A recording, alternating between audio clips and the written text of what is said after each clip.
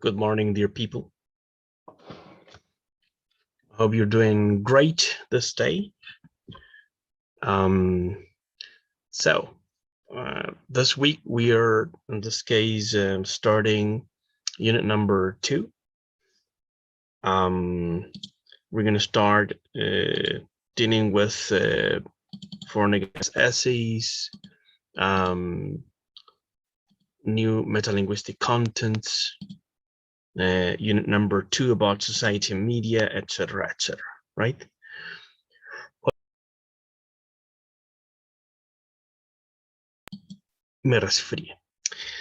And so let's get started. I'd like to deal specifically today about for and against essays, which is the academic writing issue that we need to learn on unit number 2. So here we go. Yeah. For and against essays in this case. You know that the assessment 1 was related to short stories. We analyzed the structure of short stories a little bit, and also in unit 1 we studied several metalinguistic contents that might be applied in a short story. But in unit 2 we need to build and write an essay in this case. For and against essays, they belong to the group of persuasive or argumentative essays. And a for and against essay is a formal piece of writing in which a topic which normally is controversial in society is considered from 2 opposing points of view. So you know that there are many, in this case, hot topics or trend topics which can be analyzed, that can be studied, that can be, in this case, developed in order to achieve more understanding about any certain problem, and then we can write about it, in this case, using this format. So in a for and against, you should present both sides in a fair way by discussing them objectively in equal detail. So although we may have our own opinion about any topic, let's say immigration, abortion, the new constitution, etc., when we write a for and against, we should distribute the ideas and the citations and the attention on both, in this case, sides. Okay, and we only deliver our own personal, in this case, opinion in the conclusion, right? Only in the conclusion we can state our personal point of view. In a good essay, in this case, should have this outline. First, an introductory paragraph in which you clearly state the topic, and also the thesis statement, right? Thesis statement, which is the main idea, which summarizes pretty much everything in your essay, without giving your opinion, it says. Then we got a main body, which can have 2, 3, 4, 5 paragraphs, all right, in which you develop and explain your, yeah, in this case, both positions, both sides of a coin, regarding the main topic, right, or regarding the thesis statement. In this case, in which the points for and against, along with your justification, examples, or arguments or reasons, are presented in separate paragraphs. And finally, the last part is the closing paragraph or the conclusion, in which we state our opinion or give a balanced consideration of the topic. So the words or the expressions I believe, in my opinion, can only be used in the closing paragraph, okay? Not in introduction, not in the body, okay? What else? In essays, to write essays, we use formal academic language, okay? Formal academic language. We do not use informal styles like short forms, contractions, colloquial language, slang, swear language, etc. We never, ever use that kind of language in this format. What else? Also, we use quotations or citations. In this case, we need to revise the APA standards, 7th edition, APA, the APA standards. We use relevant quotations in this case, well-known citations relevant to the topic, opinions of experts and scientists, politicians, journalists, activists, etc., etc., etc. And if you're writing an essay on education, quotation may include like, education is a progressive discovery of our own ignorance. This was said by Durant in 1970. This is an example of a quotation, right? Also, you got, in this case, narrative citations, like, for example, according to Durant, and then 1970 in brackets, education is a progressive discovery of our own ignorance. That's two ways to say it, right? According to Durant, 1970, or education is a progressive. You write first in this case the citation, and then at the end you put the last name of the author and the year in brackets. Okay, that's the narrative versus the parenthetic citation, right? What else? Also, in this case, there's an outline here, which is pretty much the same thing that I told you previously. Introduction, paragraph 1, which is the same, and we state the topic, and inside the thesis statement. For example, a thesis statement can be an idea that pretty much synthesize a political movement, for example. Let's say that, for example, I'm gonna say something. Let's say that human beings are not illegal. Human beings are not illegal, right? So this thesis statement, which can be also a title, part of a conclusion, etc. You can use it anyway. In this case, synthesizes a lot of different ideas about immigration, for example. That's a hot topic, and you can have for and against arguments in relation to this thesis statement that human beings are not illegal, right? So if we talk about political borders, if we talk about, for example, a board, in this case, this issue about immigration in our country, for example, in this situation that occurred in Iquique, then we can start, analyzing and going deeper into the topic. And we got pros and cons. We got people who support immigrants and, basic human rights of migration. And in that sense, human beings are not illegal because, this basic rights should be protected around the world.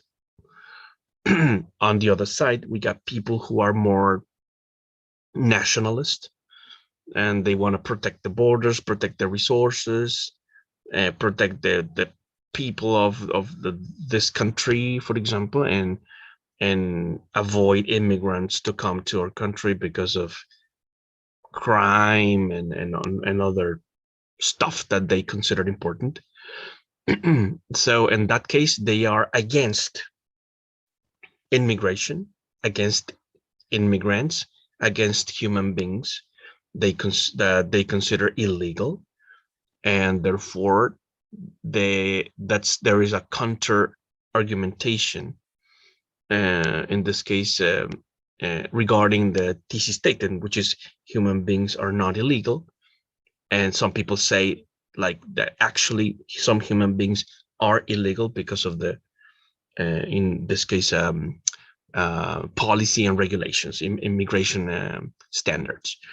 So and then you can start writing about that, like in this case presenting both arguments for and against, and then in the end you write your conclusion, your final paragraph, uh, your opinion in favor, like for or against, immigration, or a balanced consideration about immigration, right?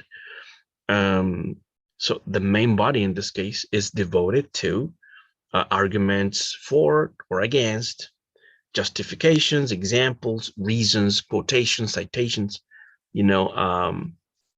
from the legal perspective, from the political perspective, from ideological perspective, etc., etc., etc., right? And so that's why it is so important for you guys to, of course, you may have your own ideas, but you should base your opinions on facts and hard data, statistics, or experts, in this case, opinions, right?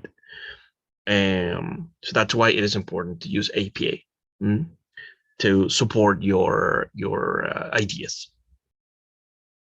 Any questions, any comments so far? You can interrupt me anytime. You can use the chat box, or you can use the microphone, whatever you want, okay? Anytime. It says all good, Nayaret dice. Thank you, Nayaret. So let's continue. Next slide. In this case, regarding the structure of the for and against essay, I told you that for and against essays belong to a bigger group, which is argumentative essays. And let's see here, outlines. Here, there are different ways to organize your ideas, or different outlines for your essay, okay? There are some models that you can use, which can be maybe more comfortable for you to organize your arguments. For example, model A, you can see normally we use big titles, in this case, big titles. Then we put the information, the cover, everything. And then in paragraph number 1, or the introduction, we include our thesis statement. We can explain it. We can, say things about thesis statement in this case, or the title. Then the body, in the body, we start, for example, writing pro arguments, then third paragraph in this case, pro argument, then another paragraph with pro arguments, and then the final paragraph in the body, or from the body, you write your counter argument and refutation of the previous arguments, and then the last paragraph is the conclusion, right? So we got 1, 2, 3, 4, 5, 6 paragraphs in this case. Let's say that your essay may have 900 words, and so you should organize in this case, the words into the paragraphs with the same quantity of words, same number of words. So we can have, for example, I don't know, 150 150 words for every paragraph, and then you should have 150, 300, 450, 600, 750, and then 900, right? The idea is to distribute the words in the same way in every paragraph, right? Also, you can have a different type of organization and this, or distribution of words with model C. For example, thesis statement in the introduction paragraph. Then the body, you have 1, 2, 3 paragraphs in which they contain counter argument 1 and refutation, counter argument 2 and refutation, counter argument 3 and refutation, or the pro argument, pro and con, or for and against in the same paragraph. So for and against, for and against, for and against, right? And then final paragraph is the conclusion. So we got 1, 2, 3, 4, 5 paragraphs in this case. All right. This is another way to organize your ideas, your arguments. Okay. Some people choose model A, some people choose model C, and so on, right? So you can choose any model you want. All right. Some people, for example, choose simpler outlines, like for example, 4 paragraphs, introduction, pro argument paragraph, against, and then conclusion. And they type, for example, 1,000 words, and they say, okay, 250 for the introduction, 250 for the 4 and a 4 paragraph, against paragraph, and then conclusion, 250 each paragraph, which is okay. I mean, you can choose, right? But the in this case, the rule is that every paragraph should have the same number of words, or around the same number of words, right? What else? In regard to, in this case, hold on, this one.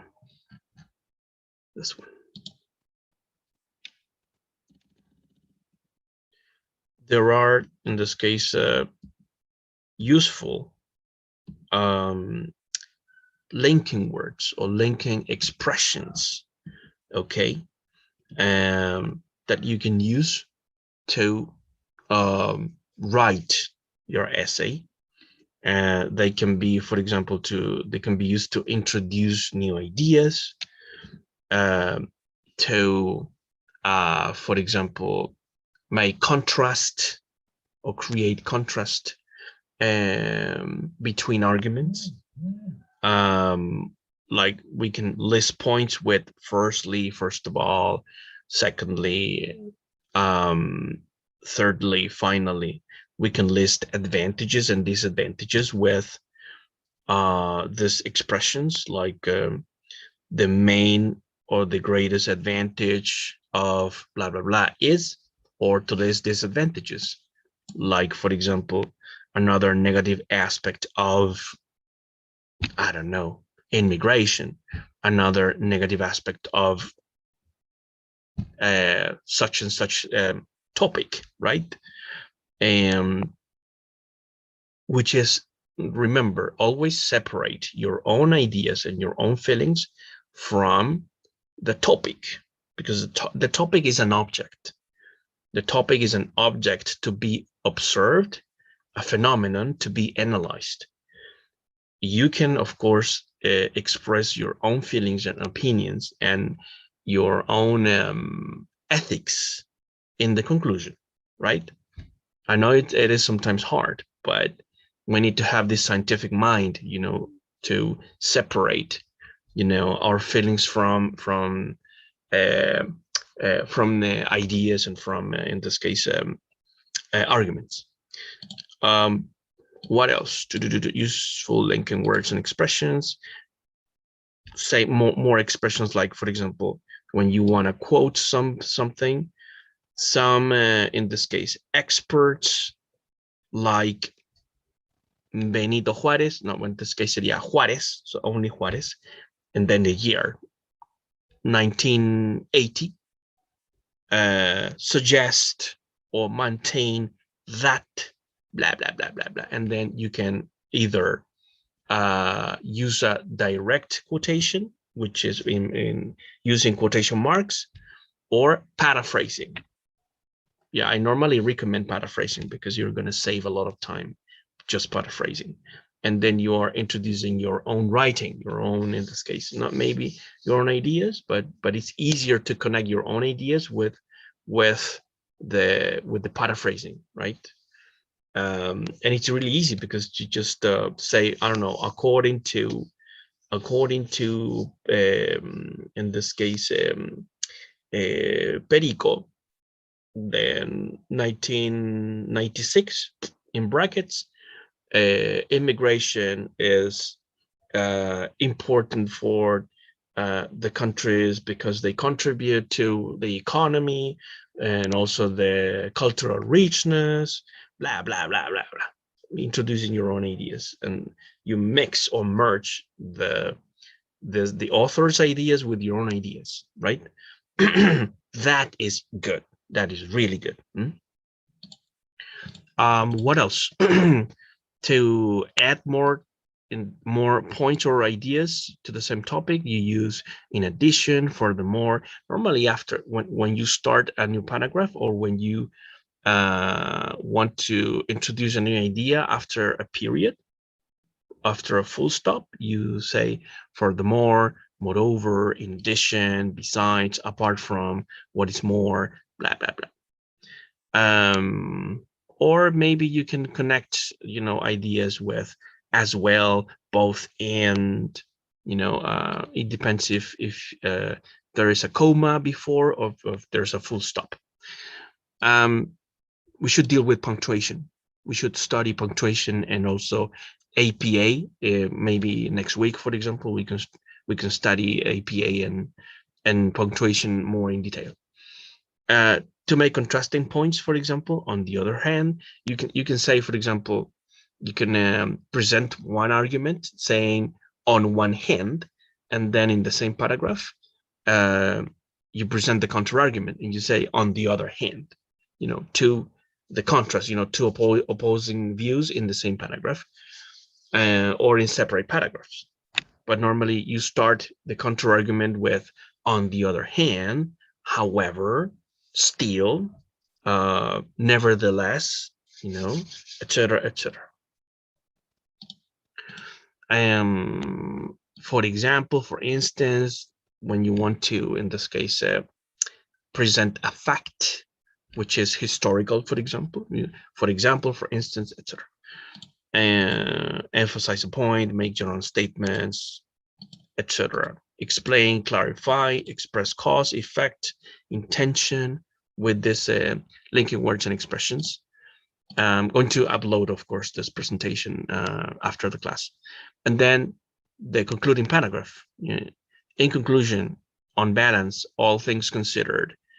To conclude, all in all, to sum up, you can start your concluding paragraph in this way. And then you continue, you introduce the ideas this way. I firmly believe, I feel, I think that, I am convinced, I am inclined to believe that, or it may be concluded that, blah, blah, blah, blah, blah. And then all your, in this case, your bullets, and you can express your opinion freely in this case, right? Any questions, any comments? So far, so good.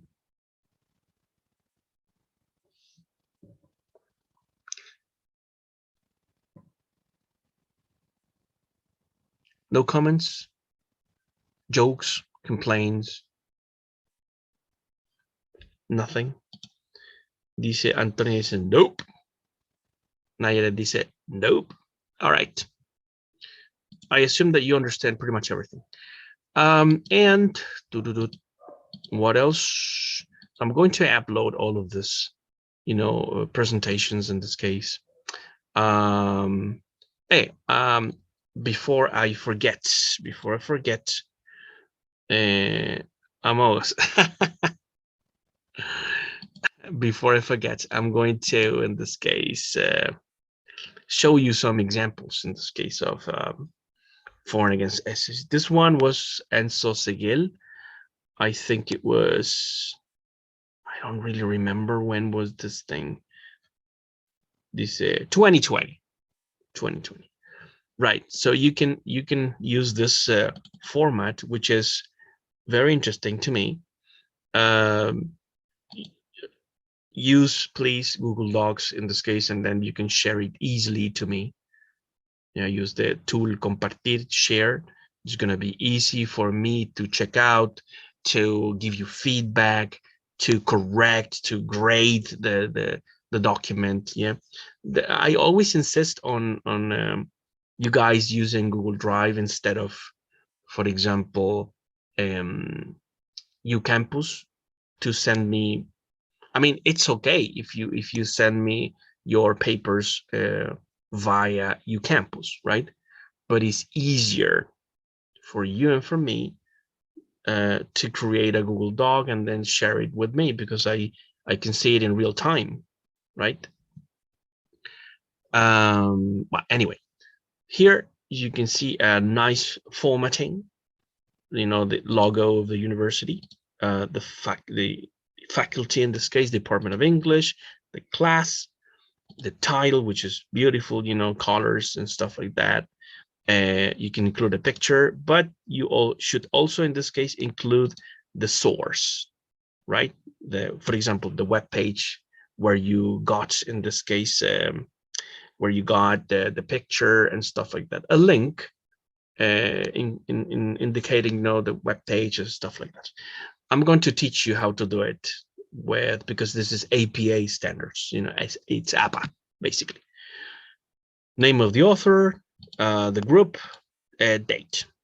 Then you can see the paragraph. I include some corrections here, right? Regarding grammar, vocabulary, in this case, punctuation, etc., right? You can use indentation, but it's not compulsory, right? If you want to use indentation with la sangría, que es aumentar sangría en este caso, every paragraph should have indentation. In this case, está malo porque no tiene todo indentación, or in this case, sangría. So if you're gonna use indentation, every paragraph should have indentation. If not, don't bother. What else? Introduction in this case, then body, but in this case, I don't remember if this is for or against, in this case, paragraph. And then you have 1, 2, 3, 4, 5, 6. This is a 6-paragraph essay.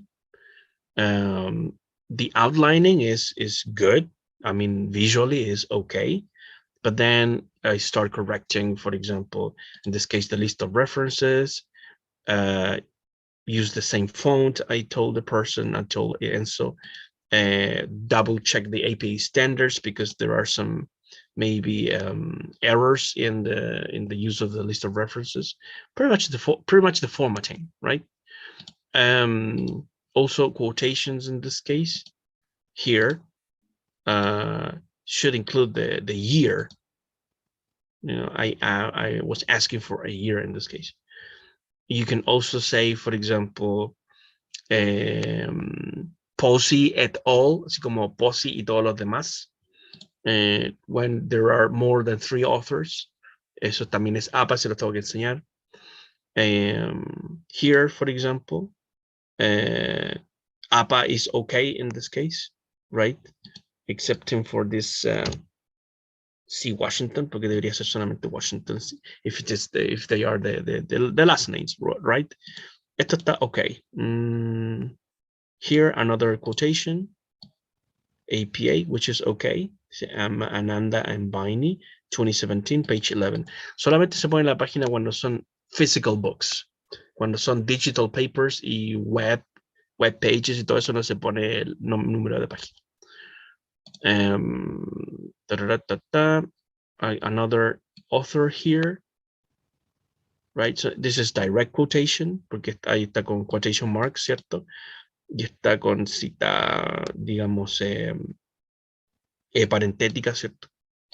La narrativa es cuando se incluye, digamos, according to Bernardes 2018, ¿cierto? Y después se continúa con toda la cita textual, ¿cierto? Etc. Right? Entonces, remember, you got in-text citations, como estas, ¿ya? Que eso está normado por APA, que lo vamos a estudiar. Y está la list of references, que es donde das el detalle. So you give more details about the author, the web page, the book, etc., etc., etc., etc., right? It's, well, time is up anyway.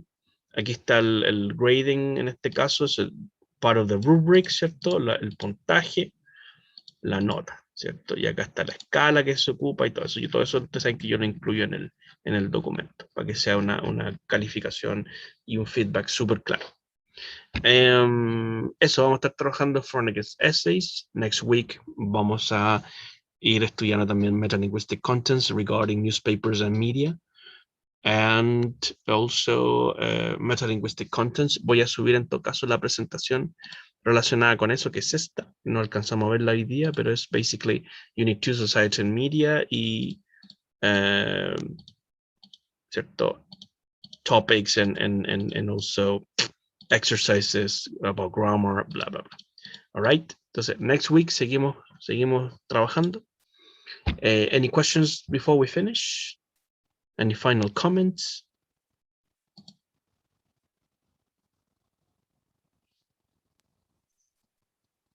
Nothing. All good, dice Francisca.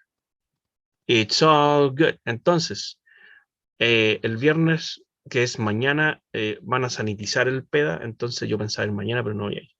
Next week, ustedes saben, voy a estar yendo martes y viernes, pero lo más probable es como que, digamos, tanto del Ministerio de Educación de hacia abajo, pasando por la autoridad de la UMCE, en general los ánimos están de volver, right?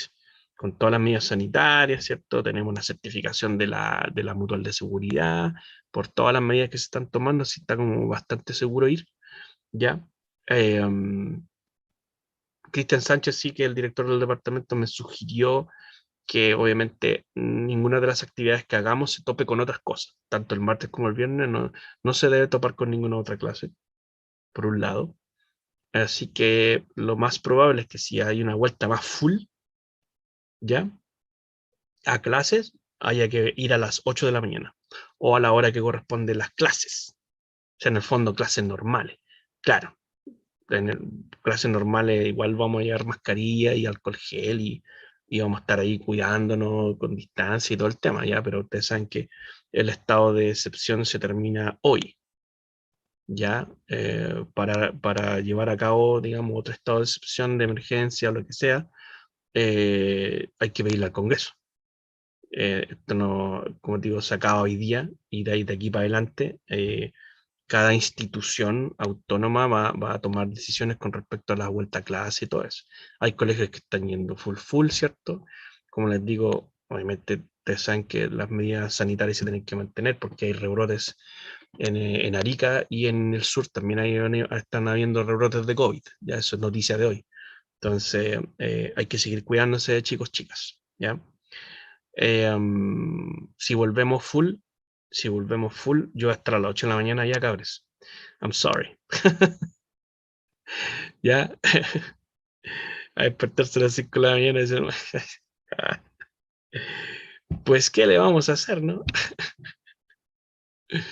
Ya, pero bueno, como les digo, si llegase a ver un horario, lo que pasa es que a lo mejor quizás podemos analizar una vuelta un poquito más suave al principio, like smoother, así como ya tenemos clase a las 8, pero no entremos a las 8, pues entremos a las 8:30, así, una cosa así, ¿cachai? O no, hay que verlo, hay que analizarlo, hay que consensuarlo, ¿ya? Porque yo sé que hay personas que viven ultra lejos, ¿ya? Entonces, yo vivo en Maipú, me demoro casi 2 horas en llegar a, digamos, al campus. Entonces, por temas de taco y toda la cuestión que se forma en Camino a Melipilla, entonces la Ixa vive en Rancagua, diablos. Derek dice, yo tenía que entrar a las 8 y a las 9. Claro. Well, I was pretty much the same in high school. En fin. Pero el tema es ese que, claro, o sea, se puede consensuar. O sea, yo igual voy a estar a las 8, pero hay profes que son súper así, no, a las 8, a las 8 y cuarto cierro la puerta. Y todo. Yo no, ¿ya? Obviamente, claro, no van a llegar a las 9 y cuarto y la clase termina a las 9 y media. O sea, como, mejor llega a la siguiente clase. Mejor no es trip. Ya, pero en fin, eso ya son temas que vamos a ir consensuando, ¿vale? Para eso no llegamos, dice, sí, pues. Claro, pues si llega a 8 y media, un cuarto para las 9, está bien, porque hay estar 45 minutos en la clase y vaya a agarrar, digamos, harto de ella, ¿ya? Igual yo soy yo me acuerdo que antes como que igual los chiquillos como que grababan cosas, hacían como Instagram stories y todo eso, y yo no tengo ni un drama si alguien quiere grabar las clases. A mí me grababan también, pero no en video, sino que, profe, puedo dejar el celu aquí que quiero grabar su clase. No problem, go ahead. Y yo no le tengo miedo a las cámaras. Entonces, si quieren grabar clases completas, it's okay. Si quieren hacer directo, pues, cuando estemos presencial, no problem, ¿ya? Los bloopers después nos reímos, ¿no? ¿Ya? Eso, chicos, chicas, ¿ya? Hablemos next week. Have a great... te voy a gustar a mí. Claro, pero yo después les voy a cobrar si usan si me convierten en meme, yo les voy a cobrar derechos. All right, have a great weekend and see you next week. Bye bye. You're welcome.